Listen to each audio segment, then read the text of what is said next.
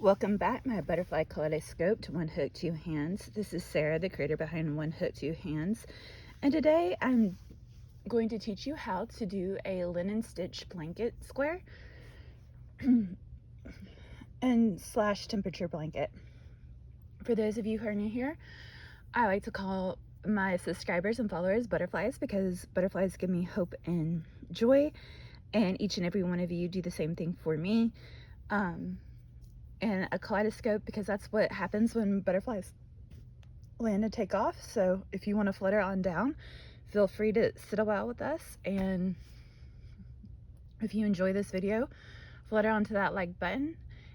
If you want to see some more videos like this or things that I'm doing in the future, feel free to flutter onto the subscribe button. But we are very grateful that you are here. I am trying to get to 500 subscribers to and when I do, I'm going to have a big giveaway. But today, as I said, we are going to be doing talking about a temperature blanket using the linen stitch. Now, this particular temperature blanket, the design comes from Tony at TL Yarn Crafts, whom I love because she's teaching me how to do Tunisian crochet, which has become a new obsession, but I digress. And I'm actually going to be talking about how to do a historical temperature blanket, as well as kind of walk you through how to make this particular square that you do for this blanket and what that ultimately looks like. So I'm just going to grab one of the squares on the project I am currently working on and show you kind of what that looks like. So I'm going to move you guys up, so bear with me. Hopefully I can do this kind of smooth. There, you can see it. This is one of the months. I believe this is,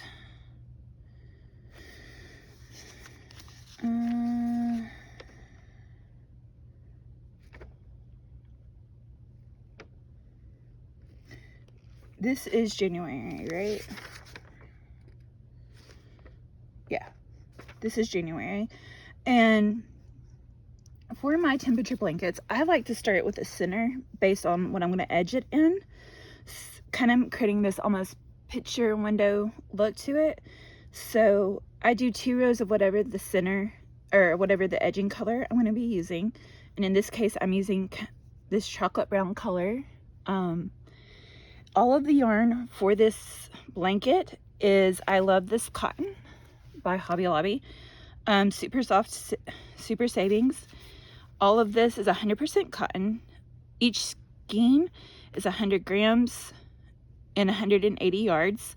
It recommends an I hook, but for this blanket I've used an H. I've used my Clover Moore H 5.0 millimeter hook, and I'll be talking about the other colors used here in a minute, but I'm going to start by teaching you how to do the center in a different color because I had all my centers pre-made like at the very beginning of this project, and I'm down to one block of this left to make. This is my Christmas gift for my parents because this particular temperature blanket is a historical one of the first year of their marriage, and I did it based on the temperatures of the city that they lived in during the first year of their marriage, and so it is very specific to them, and I'm really excited.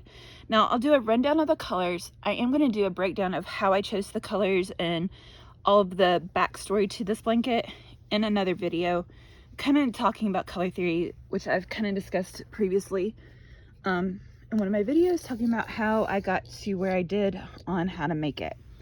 But when you're doing a temperature blanket, I do recommend doing a little bit of prep. And for me, I broke down the ranges and I recorded every day the highest temperature, because that's how I was going to do this blanket, was based on the highest temperature that day. And because there's some where you do squares where you have 3 colors and you do low, medium, and highest, People do all sorts of variations to temperature blankets. But for this particular one, I am doing the highest temperature that day in a color coded, in a color range, in a specific color. And so just went with whatever that highest temperature was. That was the temperature of the day, and then whatever that particular color was. So I initially started with 9 temperature ranges, but then when I looked at, then I recorded down all of the temperatures for the year that I was doing. And I went back, my parents got married in 1984, so I went back, and once I looked at the temperatures, I then decided I needed to adjust the ranges a little bit. So I wanted to have an even number of blues and green related yarn because blue and green are my parents' favorite colors. And so I went through and decided, and so I was thinking about that as I did the temperature ranges. I wanted an even number of temperature ranges. So I went back and said, I looked at the temperature years, and if there were certain ranges that had way too many falling in that temperature range, I broke it down into halves. So for example, 0 to 10 degrees, I kept as just one color. 11 to 20 was one color. 20 to 30 was one color. 30 to 35 was a breakup into 5. 36 to 40, 41 to 45, 46 to 50, 51 to 55, 56 to 60, 61 to 70, because that one was frequent but not frequent enough. 71 to 75, 76 to 80, 81 to 85, and 86 to 90. And then I broke it down. And like I said, each one of the blues and each one of the greens is a variant of green. Some of them are variegated. So like I have 2 variegated in the greens, which is cinnamon cedar from Hobby Lobby, because it has some golds and maroons and white in it. And also did blue, green, and pink. Whereas the blues had Moonlight Frost is a variegated, and the Denim Blue and the Paris and June are a variegated yarn. And so I had these kind of blends of different yarns, but just to break it down and give you the names. So there's Deep Teal, which is this color, Deep Teal. I have the what I called teal, but it's technically turquoise is the colorway name. This one, Moonlight Frost, which is over here. Moonlight Frost is a variegated that has blues and even some green grays in it, so I thought that was a good one. I have this really pretty light blue. It is called Aqua. This is called Denim Blue, and there's also one that's very close to this that is called Teal. This is Teal, but there's also a Denim Blue that kind of is very similar, and I get them confused, so that can be really both of those. And then Paris and June has a yellow, white, and blue yarn that I really liked. I felt in the green side we have, sorry for bumping y'all, Sage. Then we had Forest Green, which is this pretty dark green here. And then there is our Neon Bright Citrus Green. We have Grass, or what is called Bright Green, which is, no, wait a minute, I know, right there, it's in the corner and I couldn't see it for a second. Bright Green, what I actually call Patty Green or Christmas Green, but it's called Bright Green is the name. Light Green, which is this pretty color. And then Cinnamon Cedar is this green, maroon, yellow, golds, and even a little bit of gray in there color. And then the blue, green, pink yarn, which I love because it makes me think of my niece. But there's that one. And so I had all of these 7 colors broken down and assigned them to temperature ranges. And then I went through on my list of writing down all of the temperatures. I went beside it and wrote down what abbreviation I needed to use for that particular color. And so as you can kind of see, as I am finishing a color, I mark it off. That way I can kind of keep up with where I am and what color needs to go next, which I highly recommend doing when you do these kinds of blankets. And so that's kind of how you basically set up your temperature blanket, to know what you need for this kind of blanket, because you're really just doing, as I said before, you're doing one color for each day, and each day is a row. And so that will give you obviously an uneven number of days on your square. So what you do is, like I said, each square starts with a 2-row center, and then to even it out, once you complete your colors for that month, you do whatever you need. You do as many rows as you need to equal 36.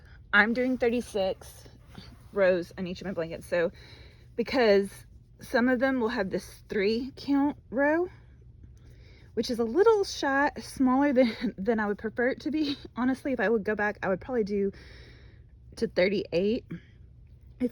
Just for having it thick enough to be able to embroider the months on them. But which I've not done yet on that particular square, but to show you some of the more completed squares that are actually already sewn together. Let's see, is this one gonna show it well? Hold on guys, I'm trying here. Yeah, let's do it this way.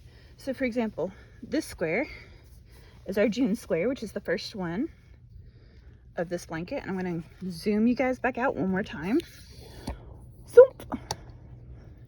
So this is June, and on the bottom of it, I cross-stitched June.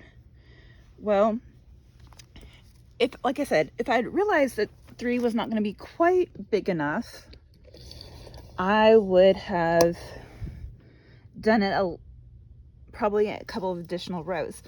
But in this blanket, the total was 36 rows. So that meant on my 31-day months, I did 3 rows of the brown to edge. On my 30 months, it was 4 rows. And on February, it was 6, right? Because it was a 28-day month that year. So that's kind of the mechanics behind it. Now we're going to talk about how to do the stitches.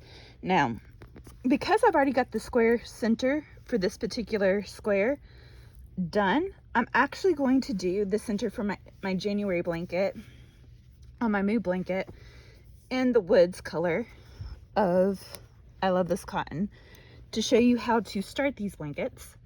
And then we'll go back, then we'll switch back to the brown, and we will do the month of May together. So let's get started. Like I said, we're using a H 5mm hook. I am using Woods I Love This Cotton, and we're going to use magic circle, and we're going to do a standing single crochet. So to do that, you're holding your magic circle, you're going to wrap around once into the loop, pinch, yarn over, pull through, hold down here to anchor. So now we got 2 loops, yarn over, pull through, and we've got our standing single crochet. Now then, for this center, I have found it's a little bit easier for you to, once you pull this, I'm going to pull this in a second,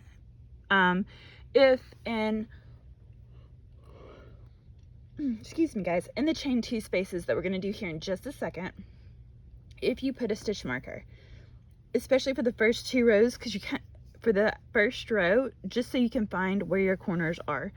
So keep that in mind. You're doing a chain 1 for most of your gaps, but then you're doing a chain 2 for your corners. So here we're going to do a chain 1, then single crochet. Well, yep, single crochet. Now you're going to chain 2, 1, 2, and then you are going to single crochet. Now, because we just did that chain 2 and created this corner, we're going to take one of our stitch markers, and I do prefer these bigger plastic ones. I just couldn't find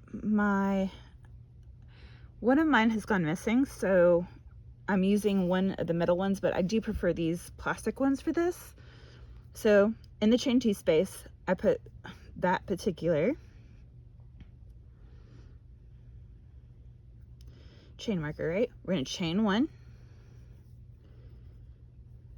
I'm going to tighten that up just a little bit. We're going to go into the loop, single crochet. Now we're going to chain 2, 1, 2, single crochet, and we've made our second corner. So we're going to take the next one and put it into the 2 chain space.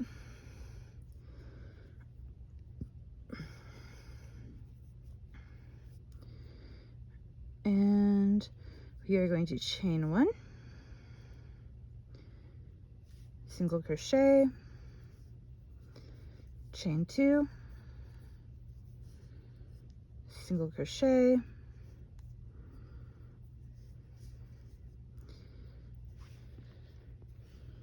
stitch marker into the chain 2 space. And you would think it'd be really easy, but when you cinch this up is when it gets a little bit more difficult to distinguish your corner spaces. Just from experience, this is something I do to make our life easier. So then you chain 1, single crochet, final side, chain 2,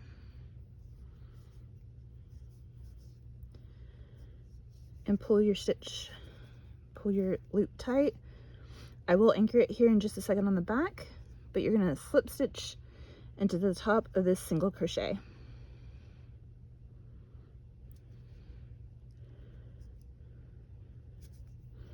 Well, I will if the stitch will cooperate. Guys, nothing ever wants to cooperate on camera, right? There we go. Made that top of that a little tight, so that's the other thing. Beware, you may be a little tighter on your stitching that day. So you slip stitch.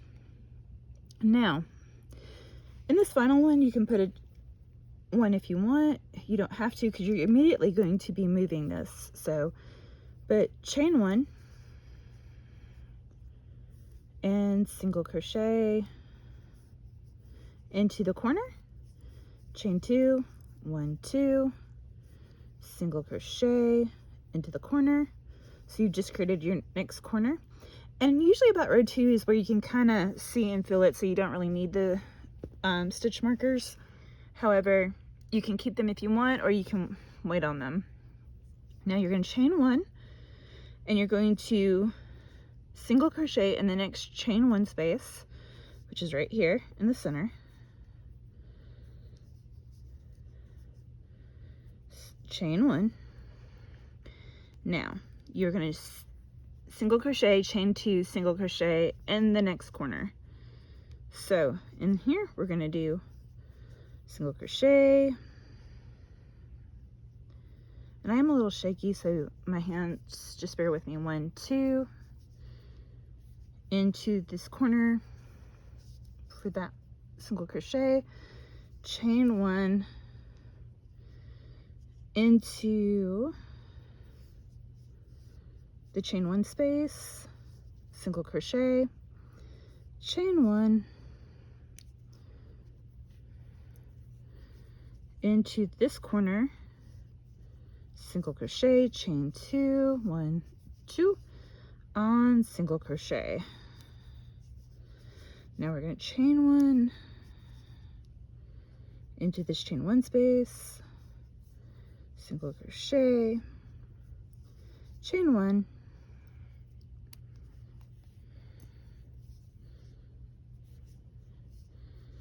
single crochet, chain 2,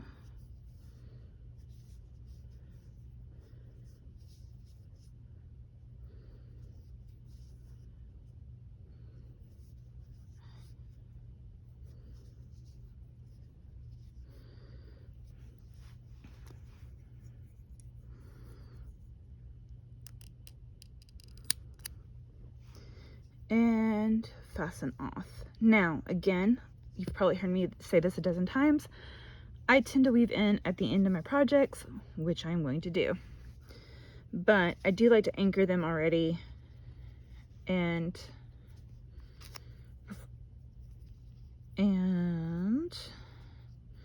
tie them off. All right, and there is the starter center for your temperature blanket. Now, or in that case, mood blanket, because that one is a mood. Now, we are going to go back to the brown square that we are doing for the center of this historical temperature blanket. So we're going to go over here and look at what we need for the first 2 rows, which is royal. So I have a little bit of this royal left that I think will be enough to do these 2 rows. So you create your slip knot, put it on your hook, pull tight. Now, when you are doing a new color row on the linen stitch, I try not to do them in the corners. I try to come into one of the, like the first or second chain space when it's this small. So we're going to do the chain space right here. We're going to single crochet, chain 1. Now, I will say this, single crochet in the next one, single crochet, I'll get back to that thought in just a second. Single crochet, chain 2 in this corner. I will say, now going back to that thought, so when it comes to doing multiple rows of the same color, I will say that it is important to note, I don't feel like you need to put a stitch marker here at the beginning to remember what your space is if you're just doing 1 row in that color, or even 2 or 3 rows. In this particular yarn, it takes till about row 4 before it gets a little harder to discern where your starting stitch was. If you are doing this. So I do try to recommend, if you're doing 4 or more rows, start using a stitch marker at the beginning of your row, because after row 3 it gets a little difficult to discern.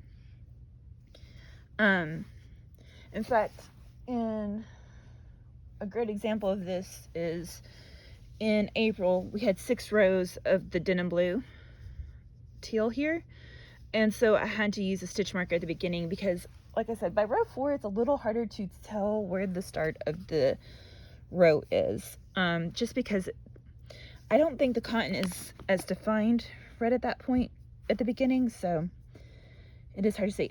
Oh, and just to let you know, where you do your connector for the previous row, in this first 2 rows, is a little bit hard to make sure that your sides are the same. So on this row, you need to make sure, so on row 3, you need to have 2 single stitches and then corners. So it'll be a 4 single crochet chain 1s on each side. And usually it's hard on one of these to see that on row 3. So just make sure that you don't have uneven sides by only putting a single crochet here. Make sure you have a single crochet here as well so that your sides are even, because I have had trouble with that in the past, of missing a stitch and not realizing it right there on these first few initial rows, especially when you're doing it all in one color, which I'm doing for my mood blankets for the backs, and you'll see that in another video, which I probably need to do a check-in on the mood blanket here in a little while, but that's not right now. We'll do that before the end of the year. So we got the corner. Then we're gonna do 1, 2, buckle my shoe, chain 1, single crochet, chain 2, single crochet, chain 1, slip stitch. Now you're going to chain 1, you're going to turn, and you're going to single crochet in that chain 1 space. Chain 1, single crochet, chain 2, single crochet. So like right here, you can pretty easily tell that that's the start of this second row right here. But I'm trying to see if, yes, there's a place where I will show you when we get to about row 11, it looks like, yeah, row 11, where it makes it very easy to see what I mean when I say that after about row 3, it's a little hard to see the initial single crochet in this particular yarn. So here we go.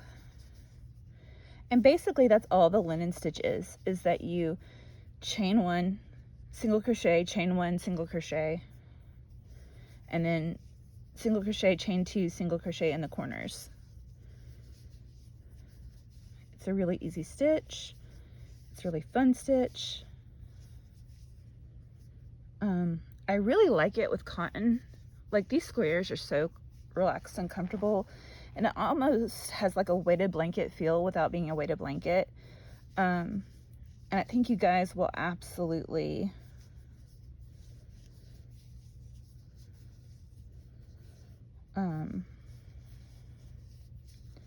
love it. Which I'm actually making my mood blanket a weighted blanket, and we'll get into all of that, like I said in another video. But this is how you do it for the linen stitch. And again, make sure you have the same number of stitches on each side, because you do not want to have a lopsided square here.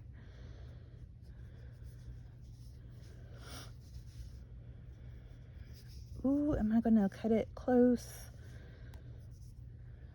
Guys, I'm playing some yarn chicken. 2, and you know what? I don't think that blue is quite the same, but oh well.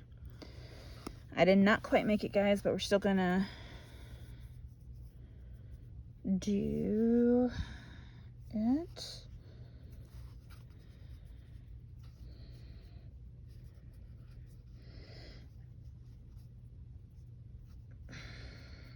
And the numbers are not quite the same, but they're close enough. So we did 1. So we're going to do 2 and single crochet into the corner. No one else will probably know but me who will actually see this blanket, but you guys know how that goes. Single crochet into the corner, single crochet, chain 1, and slip stitch. And now we can get that off.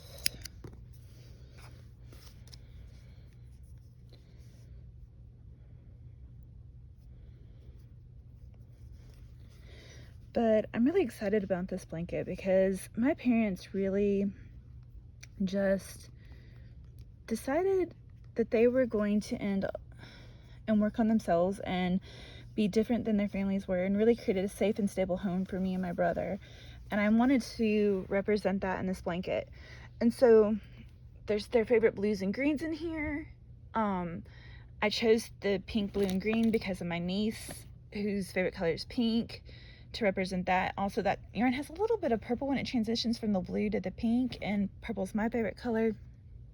And the border, I am going to end up having, and I'll show you guys this in a little bit, but the border is going to include mine, my brother's, my sister-in-law's, and my niece's favorite colors as we go around on that final border for the blanket. And I'll bring you guys back for some of that. But right now we're going to switch over to doing some time lapse, because basically I have all this to do. I will pause and come back when I can show you that in rows 11, 12, and 13. What I mean by you might need a stitch marker to see your beginning row. But like I said, you come in here, you mark it off,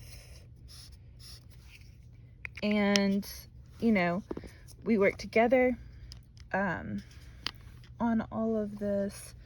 So Paris and June is next, but we add it all together. We have this pretty little linen stitch,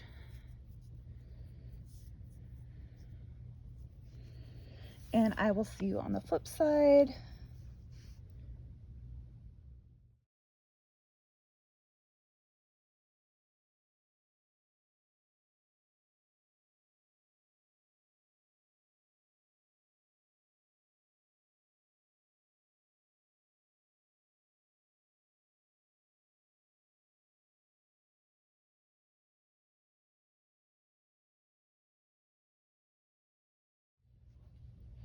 Okay guys, we're back, and this is where I want to show you what I mean by this is the third row, is where you kind of start having problems with seeing your starting stitch row. So this is row 2, and then this one is the start of row 3, and like I said, you can kind of see where it does this like little slight bump, and so it's easy to overlook it. So this is where I start putting in the stitch marker, and this is a row of 3 that I need in this particular one. But you just put a stitch marker there in that first stitch of your next row. Like I said, most of the rows, when they're 1 or 2 rows, you don't need it. You get to 3 or 4, you definitely need it. So you just put a little stitch marker in and continue doing your linen stitch. Just remember, when you are doing your linen stitch, anytime you do your next row, you do flip your piece so that it's worked in opposite directions. And you just continue with your chain 1, single crochet, excuse me, all the way across, single crochet, chain 2, single crochet in the corners, and you continue to do that until you get to the end of your square. I will see you guys on the flip side. Actually, you know what? I'm just gonna call it. I will meet back up with you when I start showing you how to do the join as you go method for our, or actually, I think, scratch that. When I start to crochet the months on these squares, I will meet back up with you, and then I will teach you how to join as we go. See you in a minute.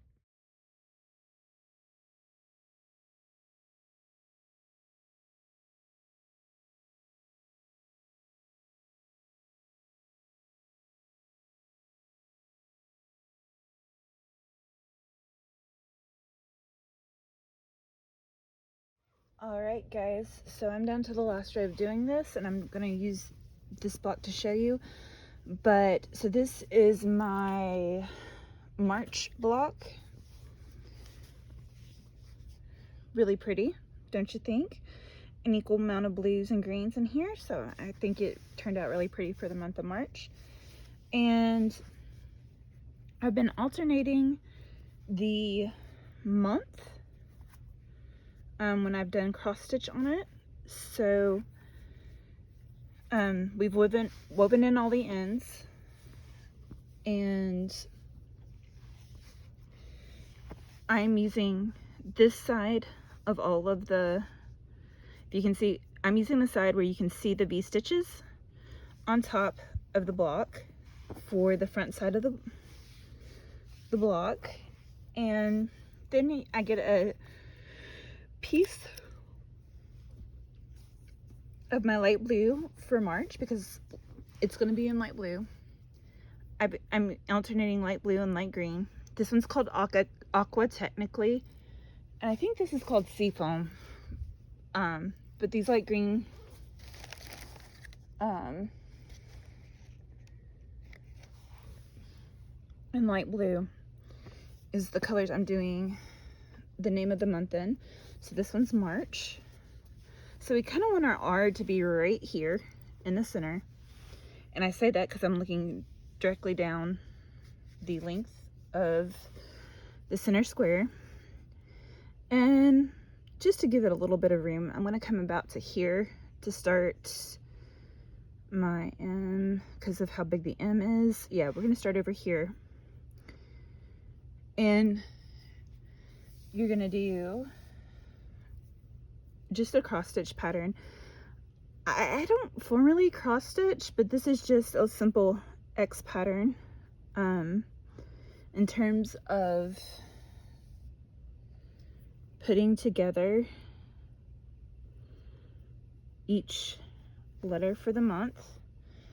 Now for this one, I have found, especially in a 3-stitch or 3-row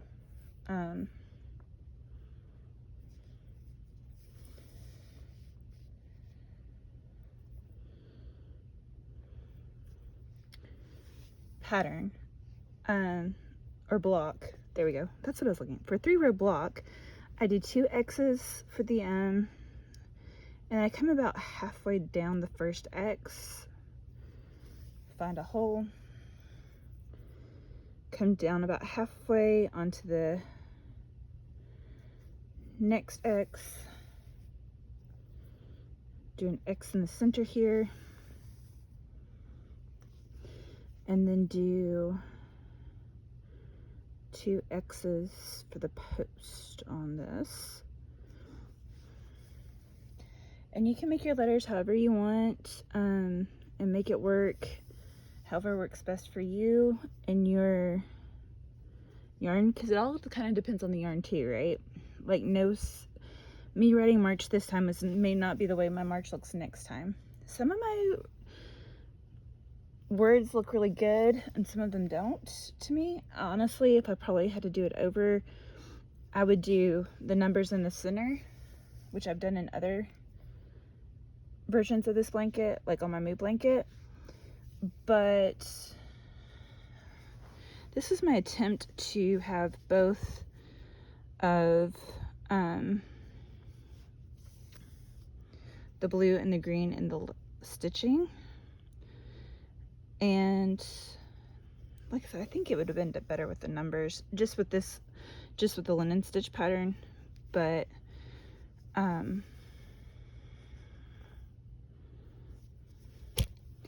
you know, each person does what works best for them and their style.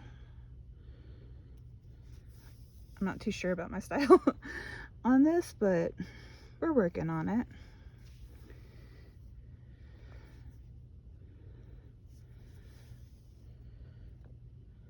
Guys, I cannot tell you how happy I am with how this blanket is turning out. When you see it all together, you will agree with me, I think. So it's kind of my A right there. I just do, when it's on a smaller set like this, I'd kind of do the A like that. Now, I ended up moving a little too far over, but it's okay. And now we're going to do an R. And honestly, if I'm going to ever do cross-stitching the names again, really these need to be about 6 rows. The 4 is better, but when I did my February, I was like, oh, that's the perfect size. So moving forward, if and when I do a blanket like this again, I will definitely do, and I am thinking about doing my birth year, honestly, and maybe for some other family members, I don't know, but definitely my birth year, I'm thinking about doing one for.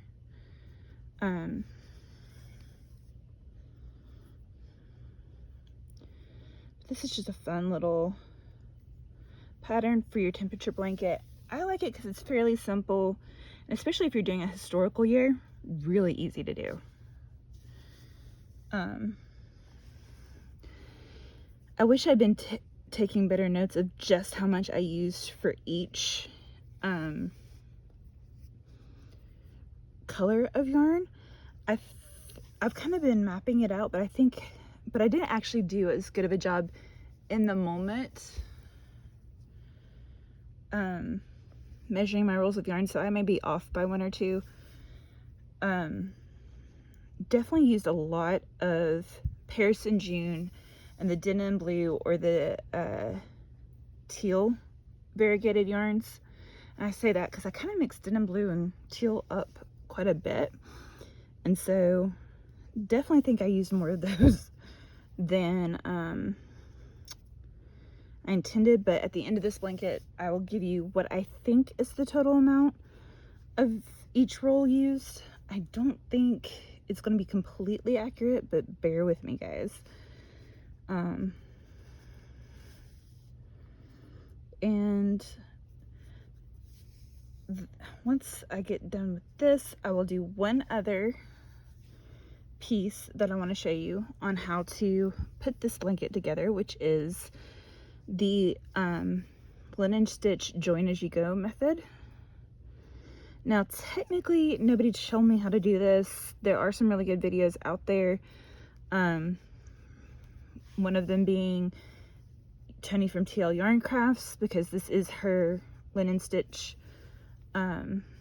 blanket, but I didn't really look at it. I just did it. It's pretty simple if you know how to do a join as you go method for, say, the granny square. This one's not that much different. And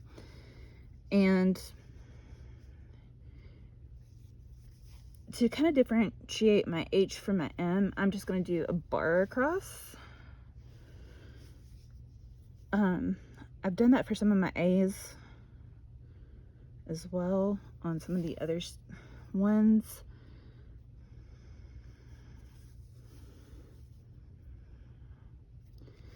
Like I said, it's just simple X's.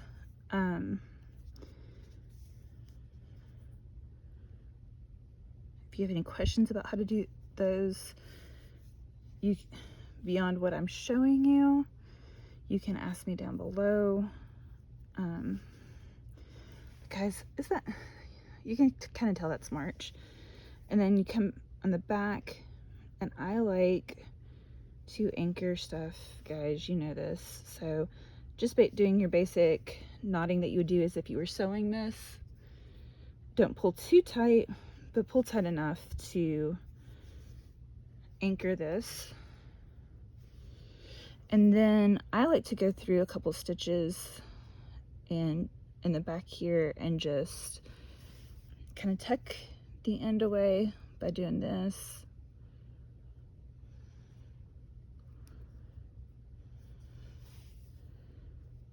Right? And then snip.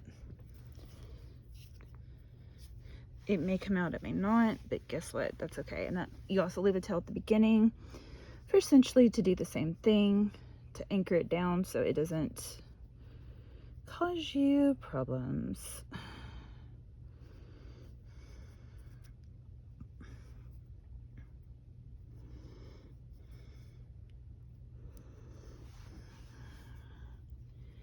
And then I may have left this one a little too small, but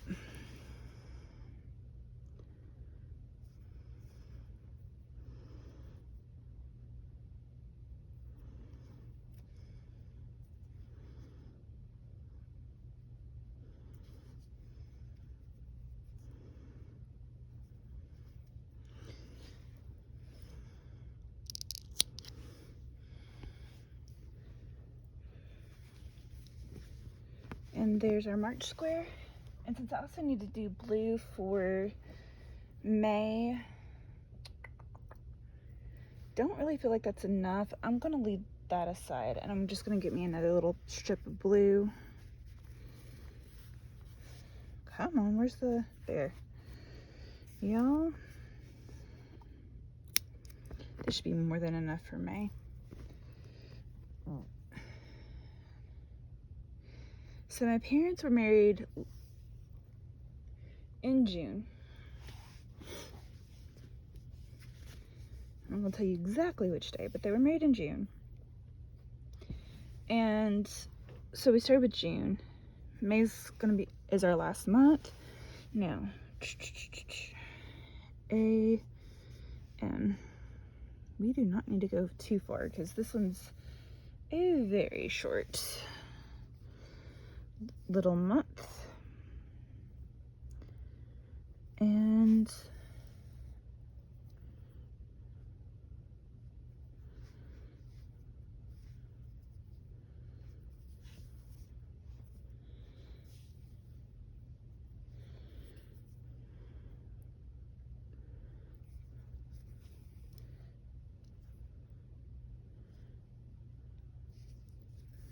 just stitching these on.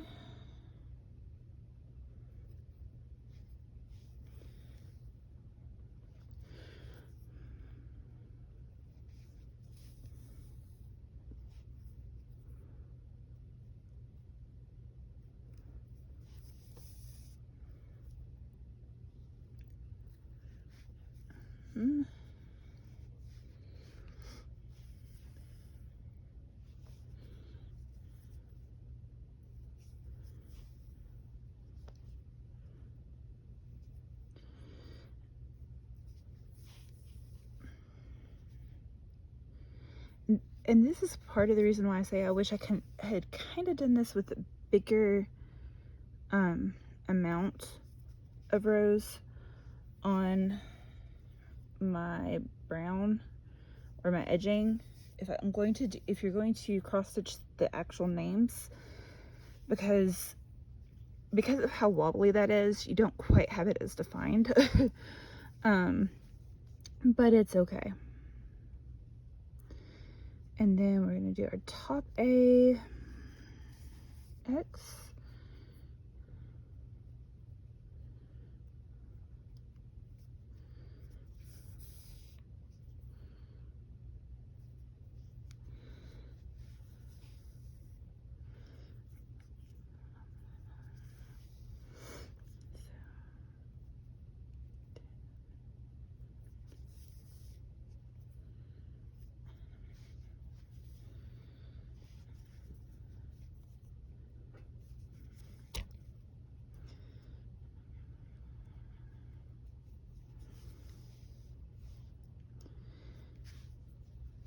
like I said, some of these have turned out really good letter-wise, and some of them haven't, but it is what it is, because sometimes cross-stitch and yarn just don't go together.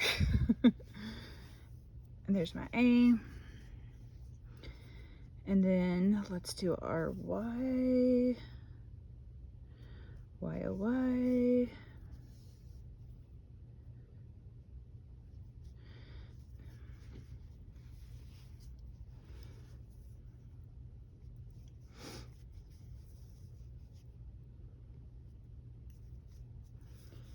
Now then, I am going to do the April in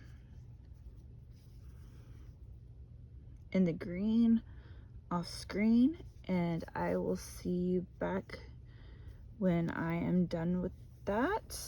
And then we will do the linen join as you go method to show you how to connect these pieces. All right, so we are ready to start doing our last row of putting on our linen stitch blanket, and I've got to pull it down a little bit to get it down here. Now it feels a little because I am a right-handed crocheter, you end up putting the right-handed side on first, which is actually your latest month of the row, so it feels a little counterintuitive when you're doing it, but I promise guys, this looks so good and so great when it's done. So we've got to come down to where our last one was, except I'm on the wrong side. I should have had this ready to go before I started trying to do this. Hold please. Let's get to the edge. There we go.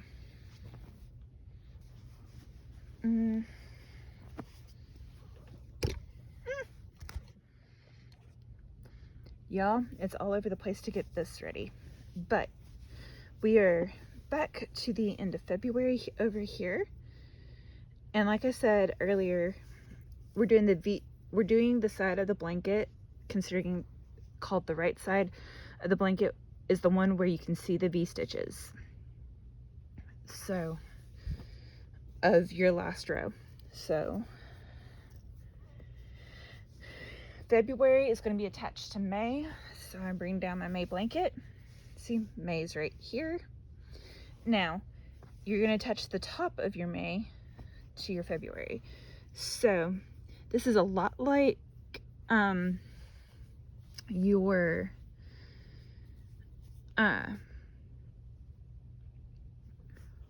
oh guys, oh good God, your regular join as you go, where you start in this top corner, right? So with June over here, which is a very pretty square, by the way. I really like June. There was a lot of cinnamon cedar in it, and it turned out really pretty because of it. This is cinnamon cedar. This green, gray, yellow, maroon. Anyway, but you start with your join as you go, and basically you just do your linen stitch, which is your single crochet chain 1, except at the corners. In every stitch, when you get over here, you just come around down this side, and then when you get here, you start, instead of chaining 1, after you single crochet, you slip stitch into the chain 1 space and join it together, and I'll show you what that looks like down here. So we've got, like I said, we're down to February, and we're going to add March and make sure, yeah, I could see when my stitches pulled out. So there's the chain 1 still. So single crochet and chain 2 right here. Now here is our May, and we're going to do a single crochet into the corner stitch,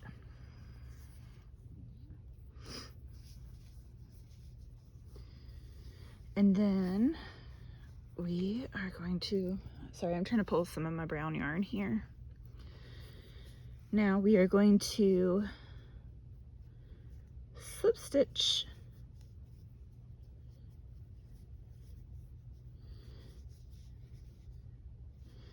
into the chain 1 space. Then we're going to come here and single crochet, and then into our next chain 1 space we are going to slip stitch,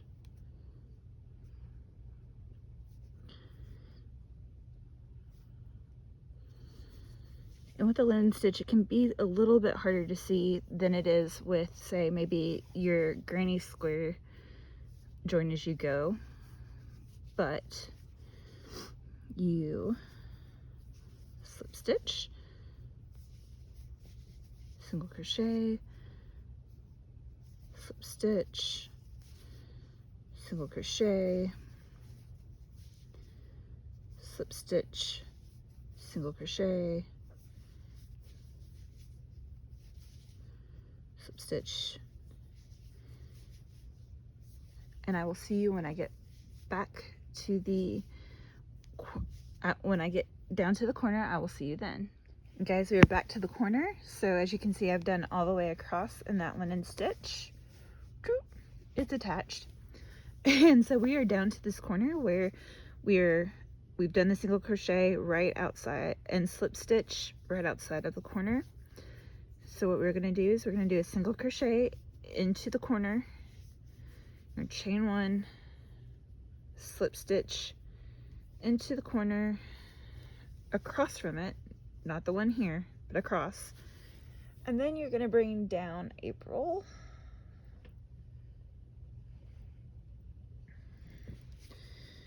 and you are going to single crochet in this corner.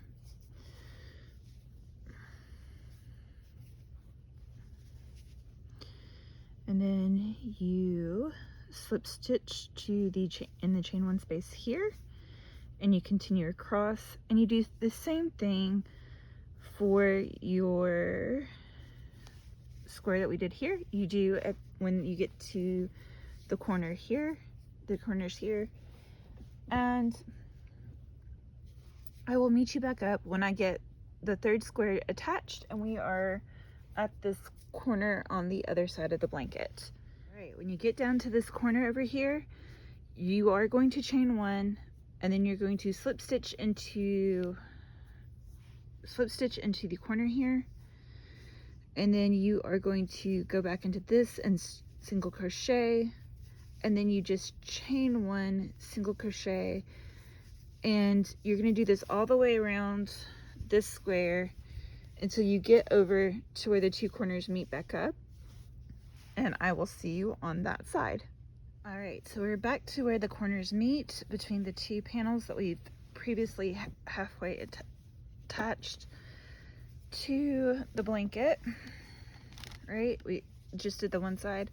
So you got your chain one, you're going to single crochet in the corner here of the block that you've been working on. Now you're going to chain one, pull up a little bit of that loop, take out your hook, come over here to the opposite corner, go into the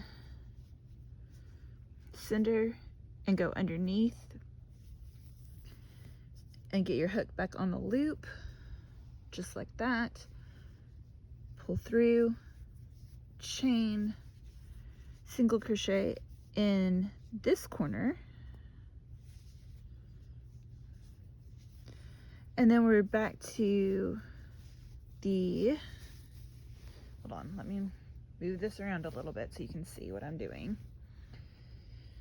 But sorry, we're at a part where the blanket's pretty big, and I wish I'd done this part showing you when it was smaller, but I didn't, so here we are.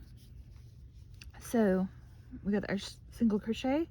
We're gonna over here look for a chain one space, slip stitch into this side, single crochet, slip stitch into this side,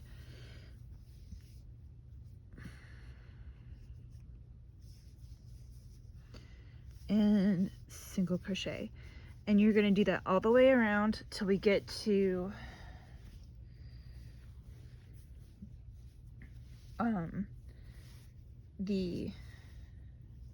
and you're just now going to continue that around. You're going to complete all the way around, and I'm going to come back and show you when we get to our previous joins corner and finishing up the one side of the blanket. You'll see what I mean when I get there. All right, everybody. So we have rounded the end of the blanket, and we've come to the first place where we're finishing up the long side and back to the original corner of our join as you go. This is where we have our chain two, single crochet right here. So you're gonna do a single crochet in the corner of this square, chain one into this two chain space. You're gonna slip stitch, and you're gonna chain one and then single crochet in this corner and continue on your way. So if you can see it, there's a single crochet, chain one, into slip stitch into the two chain space, single crochet at the corner, and continue on your way of single crocheting, chain one across this edge to kind of create the smooth edge that we're doing here.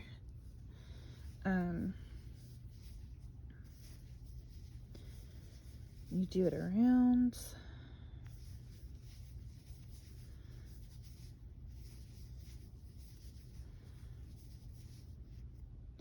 I'm just going to stay and go along this one and then show you how to do it one more time at this next one.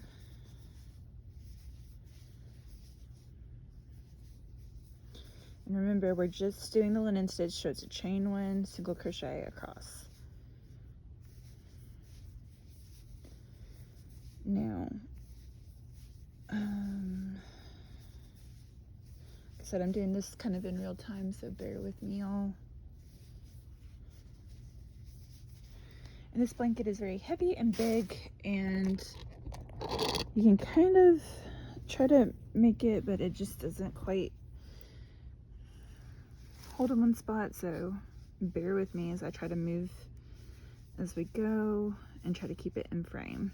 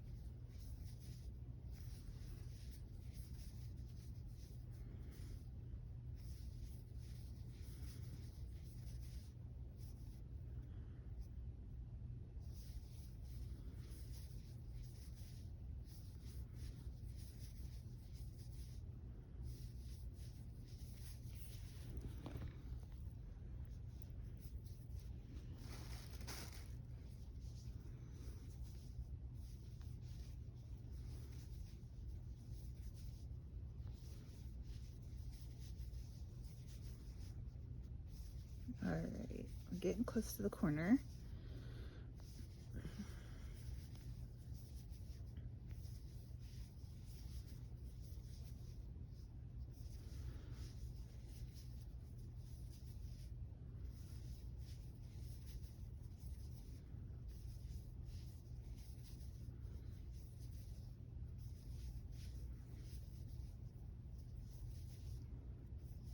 Okay, so here's your corner. So what you're gonna do is you've done the chain 1, single crochet into the corner space, chain 1, and then you're gonna find your chain 2 space,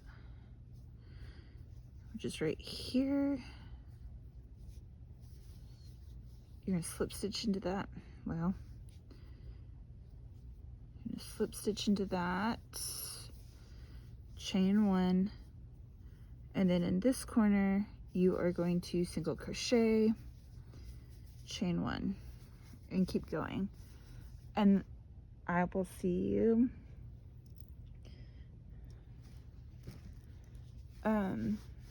when it's time to do the edging.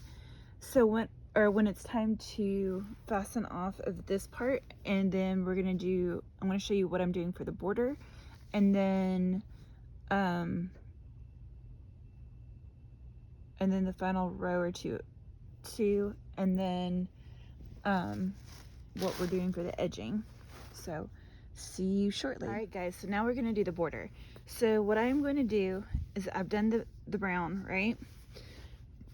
Now I'm going to do either 1 or 2 rows. I may wait to decide until I've actually got the first one on, but one is going to be in the dark purple for me, followed by the dark green for my brother, followed by this what's called deep teal for my sister-in-law, followed by this pink for my niece. And that is to represent how my parents were the foundation of this family that they created for us, that was free from a lot of the issues that their families had growing up, and they made a better home for us. And so it's going to have each of us represented in the border. And then I'm going to do another round of brown on the edge, and then this blanket is done. So I've got that to do, and I'll see you on the other side. Guys, it's reveal time. 1, 2, 3. So here is our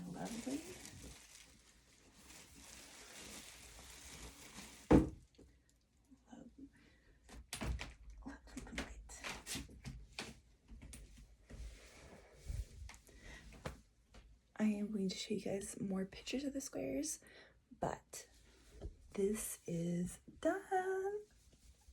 And I'm so excited about it. It looks so amazing. You guys will love it too when you see all of it. I've got pictures coming. Stay tuned.